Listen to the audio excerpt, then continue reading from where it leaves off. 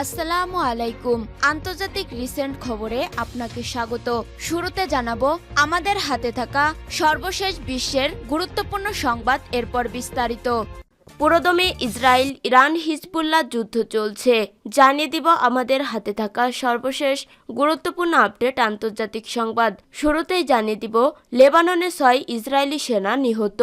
লেবাননে হিজবুল্লাহ যোদ্ধাদের সঙ্গে সংঘর্ষ, অন্তত 6 ইসরায়েলি সেনা নিহত হয়েছেন। বুধবার 13 নভেম্বর দক্ষিণ লেবাননে এই ঘটনা ঘটেছে বলে জানিয়েছে ইসরায়েলি সামরিক বাহিনী।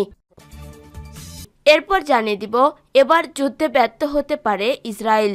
আরব বিশ্বের মোট আয়তনের মাত্র 0.17% এবং মধ্যপ্রাচ্যের মাত্র 0.31% জায়গা জুড়ে অবস্থান ইহুদিবাদী রাষ্ট্র ইসরায়েলের, অথচ গত 7 দশক ধরে একাই গোটা অঞ্চলকে নাকানি চুবানি খাইয়ে যাচ্ছে। এদিকে যুক্তরাষ্ট্রের যুদ্ধজাহাজে হুতিদের লাগাতার ড্রোন ক্ষেপণাস্ত্র হামলা। ইয়েমেনের উপকূলের কাছাকাছি দিয়ে যাওয়ার সময় যুক্তরাষ্ট্রের যুদ্ধজাহাজে লাগাতার ক্ষেপণাস্ত্র ও ড্রোন হামলা চালিয়েছে হুতি যোদ্ধারা।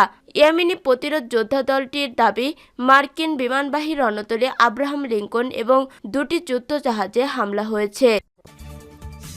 এরপর জানিয়ে দিব ফের বোমা আতঙ্ক, 193 আহরি নিয়ে বিমানের জরুরি অবতরণ। বোমা আতঙ্কের একের পর এক বিমান যাত্রা বাতিল করা হচ্ছে, এরপরও বিপদ পিছু হটছে না। এবার মাঝ আকাশে বিমানে বোমা আতঙ্ক ছড়িয়ে পড়েছে, ফলে জরুরি অবতরণ করেছে একটি বিমান। এবং সর্বশেষ জানিয়ে দিব এক যুবকের দ্বিতীয়বার মৃত্যুদণ্ড কার্যকর করল ইরান। মৃত্যুদণ্ড নিয়ে বিচিত্র এক নজির স্থাপন করেছে মধ্যপ্রাচ্যের দেশ ইরান। দেশটিতে এক যুবকের দ্বিতীয়বার মৃত্যুদণ্ড কার্যকর করা হয়েছে। বুধবার 13 নভেম্বর ভয়েস অব আমেরিকার এক প্রতিবেদনে এই তথ্য জানানো হয়েছে। এনজিও জানিয়েছে বুধবার দ্বিতীয়বারের মতো 26 বছর বয়সী এক ব্যক্তির ফাঁসি কার্যকর করা হয়েছে। কয়েক মাস আগে তার ফাঁসি কার্যকরের আধা মিনিটের মধ্যে স্থগিত করা হয়েছে। প্রিয় দর্শক, এতক্ষণ শুনছিলেন সংবাদ শিরোনাম, এরপর বিস্তারিত। তবে তার আগে বন্ধু জানিয়ে দিন আপনি কোন স্থান থেকে আমাদের সংবাদটি দেখছেন এবং শুনছেন। জানিয়ে দিন এই সংবাদ সম্পর্কে আপনার মূল্যবান মতামত। আর বন্ধু, গাজা যুদ্ধে আপনি যদি নিরীহ ফিলিস্তিনিদের ভালোবেসে থাকেন তাহলে কমেন্টে এস লিখে বিশ্ববাসীকে জানিয়ে দিন।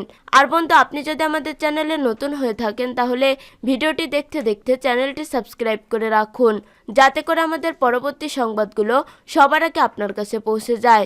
এবারে বিস্তারিত। লেবাননে 6 ইসরায়েলি সেনা নিহত। লেবাননে হিজবুল্লাহ যোদ্ধাদের সঙ্গে সংঘর্ষ, অন্তত 6 ইসরায়েলি সেনা নিহত হয়েছেন। বুধবার 13 নভেম্বর দক্ষিণ লেবাননে এই ঘটনা ঘটেছে বলে জানিয়েছে ইসরায়েলি সামরিক বাহিনী। খবর আল আরাবিয়া। জানা গেছে ইসরায়েল সেনারা একটি ভবনে আঘাত হানে। ওই ভবনটিতে সেনারা আগেই বোমা হামলা করেছিল। অভিযানের সময় ইসরায়েলি বাহিনী ভেবেছিল ভবনটি খালি রয়েছে, তবে সেখানে প্রবেশের পথ হিজবুল্লাহ যোদ্ধাদের মুখোমুখি পড়েন ইসরায়েলি সেনারা। এ সময় প্রতিরোধ যোদ্ধাদের হাতে অন্তত 6 জন ইসরায়েলি সেনা নিহত হন। এদিকে মঙ্গলবার 12 নভেম্বর হিজবুল্লাহ বলেছে, গত সেপ্টেম্বর থেকে লেবাননে হিজবুল্লাহর উপর আক্রমণ বৃদ্ধির পর থেকে তাদের যোদ্ধারা অন্তত 100 ইসরায়েলি সেনাকে হত্যা করেছে। পাশাপাশি আরও 1000 ইসরায়েলি সেনাকে আহত করার দাবিও করেছে লেবাননের এই প্রতিরোধ গোষ্ঠীটি। তবে এই আক্রমণ শুরু হওয়ার পর থেকে নিহত যোদ্ধাদের কোনো সংখ্যা বা বিবরণ প্রকাশ করেনি হিজবুল্লাহ। ধারণা করা হয় কয়েকশো থেকে 1000-এরও বেশি যোদ্ধা প্রাণ হারিয়েছেন। ন্যাশনাল কাউন্টার টেরোরিজম সেন্টারের ভারপ্রাপ্ত পরিচালক ব্রেড হোমগ্রেন্ট মঙ্গলবার বলেছেন যে মার্কিন মূল্যায়ন বলেছে হিজবুল্লাহর সক্ষমতা উল্লেখযোগ্যভাবে হ্রাস পেয়েছে, তবে ইসরায়েলের সীমান্তে তাদের স্থল বাহিনী অনেকাংশ অক্ষত রয়েছে। হোলমগ্রেন আরও বলেন, হিজবুল্লাহর এখনও বিদেশে হামলা চালানোর ক্ষমতা রয়েছে। এবার যুদ্ধে ব্যর্থ হতে পারে ইসরায়েল। আরব বিশ্বের মোট আয়তনের মাত্র 0.17% এবং মধ্যপ্রাচ্যের মাত্র 31% জায়গা জুড়ে অবস্থান ইহুদিবাদী রাষ্ট্র ইসরায়েলের, অথচ গত 7 দশক ধরে একাই গোটা অঞ্চলকে নাকাচি জীবনী খাইয়ে যাচ্ছে দখলদার এই রাষ্ট্রটি। এর মধ্যে গাজা যুদ্ধকে কেন্দ্র করে আঞ্চলিক পরাশক্তি ইরানের সঙ্গে সংঘাতে জড়িয়েছে ইহুদি বাহিনী। আরব দেশগুলোর বুকের উপর পা রেখে 2000 কিলোমিটার পাড়ি দিয়ে ইরানি ভূখণ্ডে আক্রমণ করে জানান দিয়েছে নিজের শক্তিমত্তা।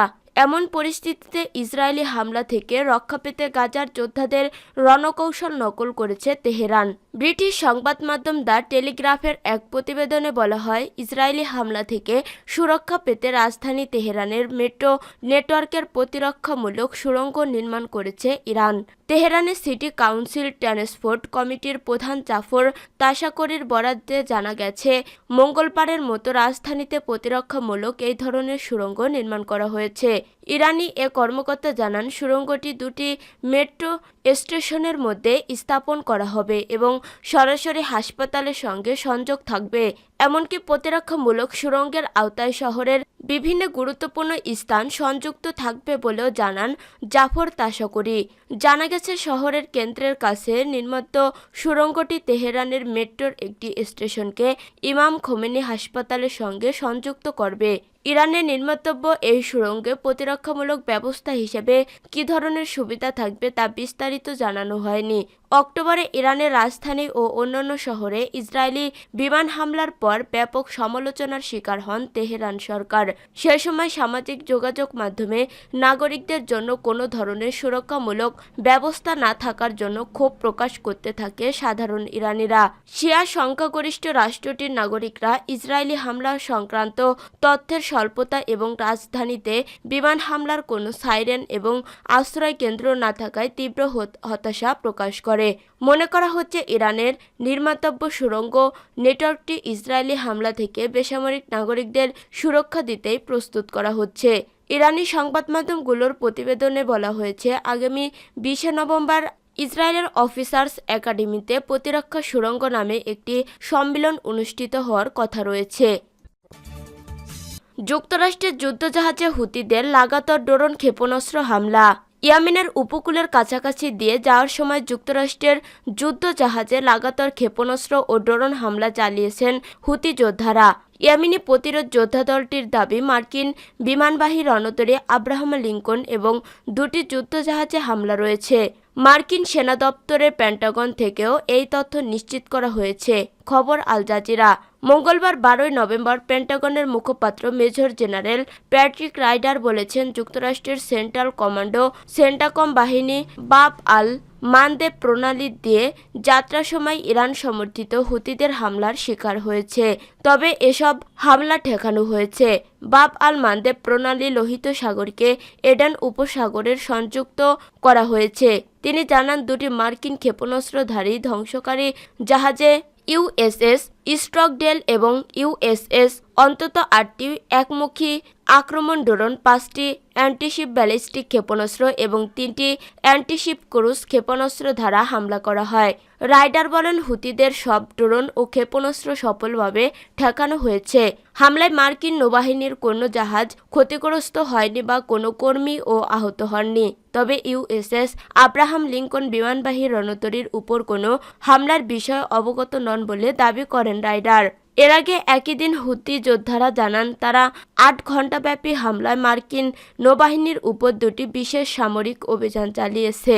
ইরানপন্থী দলটির সামরিক বিভাগের মুখপাত্র ইয়াহিয়া সারি এক বিবৃতিতে বলেন, প্রথম অভিযানটি আরব সাগরে অবস্থানরত মার্কিন বিমানবাহী রণতরী আব্রাহাম লিঙ্কনের দিকে কয়েকটি ক্রুজ ক্ষেপণাস্ত্র ও ড্রোন দিয়ে চালানো হয়। তিনি বলেন, অন্য অভিযানটি লোহিত সাগরে থাকা দুটি আমেরিকান যুদ্ধজাহাজের উপর কয়েকটি ব্যালিস্টিক ক্ষেপণাস্ত্র ও ড্রোন দিয়ে হামলা চালানো হয়। এই অভিযানটি সফলভাবে তারা লক্ষ্য অর্জন করেছে।